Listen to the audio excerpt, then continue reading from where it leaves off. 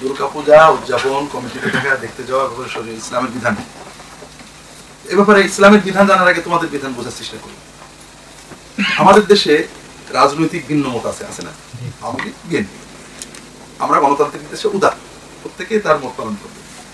এখন আওয়ামী লীগ মনে করো সে জিয়াউর রহমানের মৃত্যু দিবসে আনন্দ উৎসবের আয়োজন করেছে এবং তার একটা অনুষ্ঠান করবে। জিয়াউর রহমান পাকিস্তানের দালাল ছিলেন, তিনি এই ক্ষতি করেছেন দেশে, তিনি মৃত্যুতে জাতিকে উপকৃত হয়েছে, একটা আনন্দ উৎসব বা গান বাজনার কনসার্ট করবে। বিএনপি মনে করো ক্ষমতায় আছে, রাজনৈতিকভাবে বিএনপির উপর দায়িত্ব হলো এই আয়োজনের ব্যবস্থা করা, নিরাপত্তা সিকিউরিটির ব্যবস্থা করা। এটা যে কোনো গণতান্ত্রিক দেশে করতে হবে।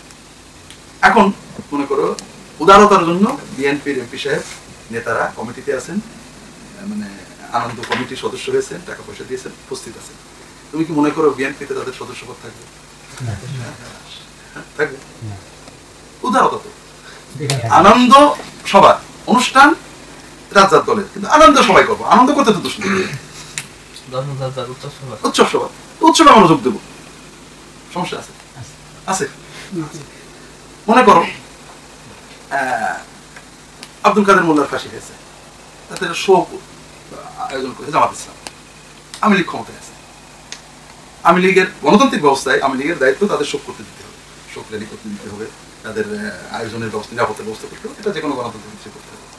এখন শোক কমিটিতে আওয়ামী লীগের নেতারা সদস্য আছেন, টাকা দিয়েছেন এবং র্যালিতেও গিয়েছেন, পদ থাকবে থাকবে না? আমি তো তাদের শোকে অংশ নিচ্ছি, আর তো কিছু না, একজন সংবেদনা জানাচ্ছে, মানবিক কাজ। আওয়ামী লীগের পদ থাকবে কিনা? দুনিয়ার মানুষের বানানো এই ছোট ছোট আদর্শে যদি আমাদের বিশ্বাস এত বেশি হয়, তাহলে যেখানে ইসলামের সবচেয়ে ভয়ঙ্কর পাপ কি? শিরক। যেখানে তোমার সৃষ্টিকর্তাকে অপমান করা হচ্ছে, যে সেজদা একমাত্র আল্লাহ পাবেন সেই সেজদা মানুষকে করা হচ্ছে, যে ভক্তি একমাত্র আল্লাহ পাবেন সেটা মূর্তিকে করা হচ্ছে। এটা মানবতার অপমান, এটা সৃষ্টিকর্তার অপমান। তুমি আনন্দ পাচ্ছ, যেমন তোমার আব্বাকে গাল দেওয়া হচ্ছে, ঢোল ডগর বা তোমার আব্বার নামে প্যারোডি গাওয়া হচ্ছে, তুমি আনন্দ পাচ্ছ। বোঝা গেল বাপের প্রতি ভক্তি তোমার নাই, বোঝা গেল বেশি বোঝা গেল নাই বোঝা গেল। তাহলে বোঝা গেল যে তুমি ইমানের যে দাবি করছো তুমি তুমি লা ইলাহা ইল্লাল্লাহ বলেছো, এটা তুমি বিশ্বাস করো না, তুমি মুখে বলেছো। ইসলাম যেটা দিয়েছে সেটা হলো যে কোনো ধর্মের মানুষ মুসলিম সমাজে বাস করে তার ধর্মীয় স্বাধীনতা, তার ধর্ম পালনের স্বাধীনতা, তার ধর্মস্থানের স্বাধীনতা, ইবাদতের স্বাধীনতা রাষ্ট্র নিশ্চিত করবে। পুলিশ পাহারা দেবে, রাষ্ট্র নিশ্চিত করবে তারা স্বাধীনভাবে ইবাদত করতে পারবে। কিন্তু তাদের চয়েসটা ভয়ঙ্কর ভুল। এটা আল্লাহর সাথে যে কোনো পাপ, যে বড় পাপ। একটা মানুষ খুন হচ্ছে, বিএনপির এমপিকে পিটানো হচ্ছে, তুমি দেখছো ভালোই লাগছে, বিএনপি তোমাকে নেতা বানাবে? যেখানে আল্লাহ তাআলাকে অপমান করা হচ্ছে সেটাকে তুমি আনন্দ পাচ্ছ, সেখানে যেয়েছো দেখতে পাচ্ছ, তোমার হৃদয় ফেটে যাচ্ছে না, তাহলে কি বোঝা গেল?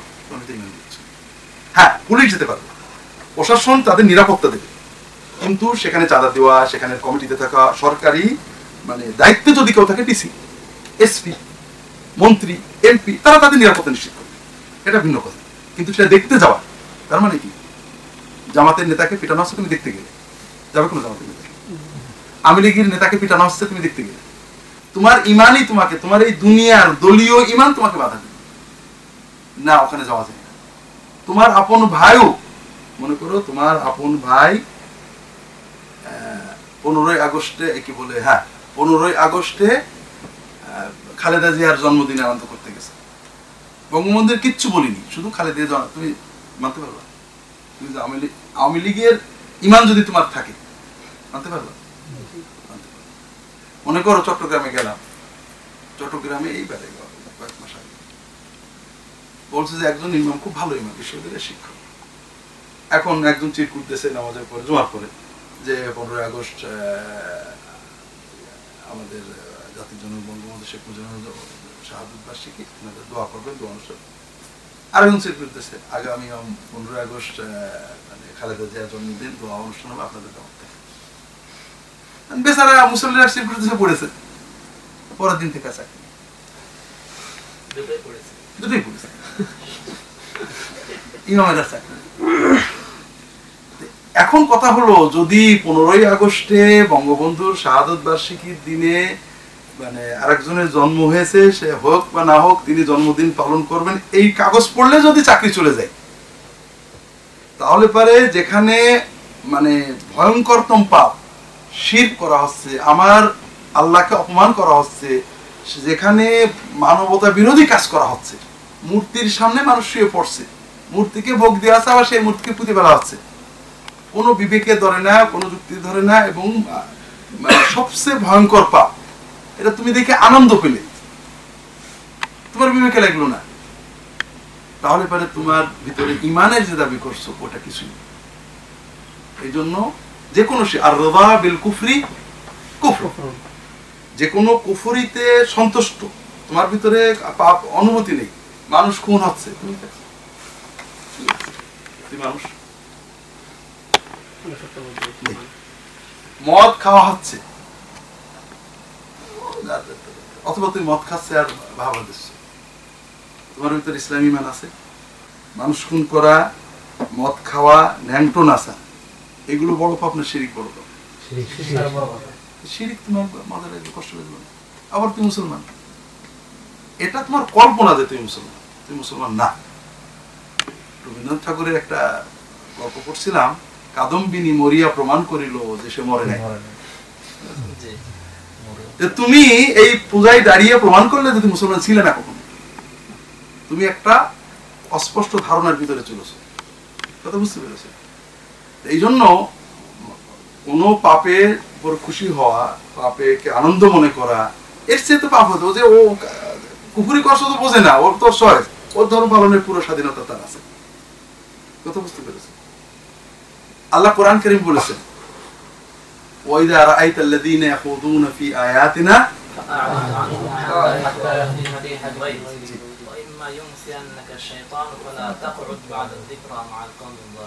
আল্লাহ কোরআনে বলছেন, দেখো ইমানের দাবিটা কি, ইমানের ন্যূনতম দাবি আমি থাকবো না। ওয়াইদা রাআইতাল্লাযীনা ইয়াখুযুনা ফি আয়াতিনা, মূর্তি পূজা করছে এরকম না, তো আরো ভয়ঙ্কর কথা, মানুষ খুন করছে, মূর্তি পূজা করছে, মদ খাচ্ছে, অশ্লীলতা করছে।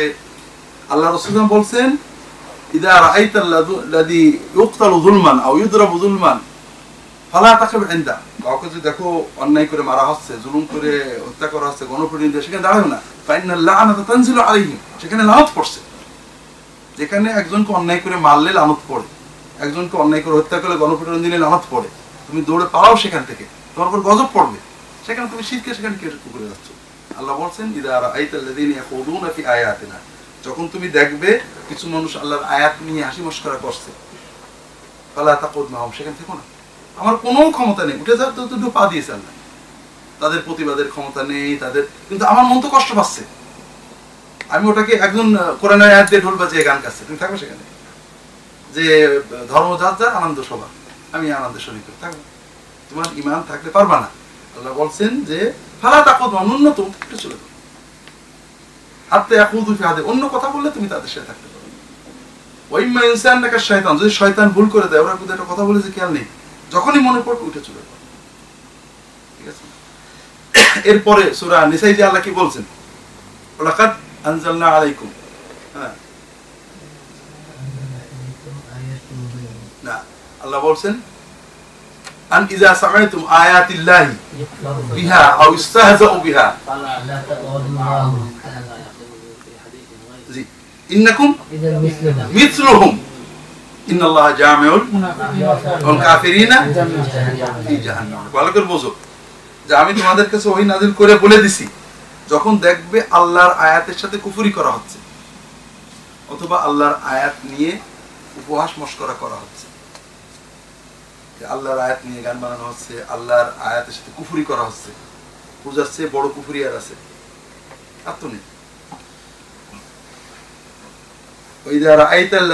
ইযা রাআইতুম আয়াতিল্লাহি ফারওয়াইসাদু ফালা তাকুদু মাআহুম, তাদের কাছে থাকবে না।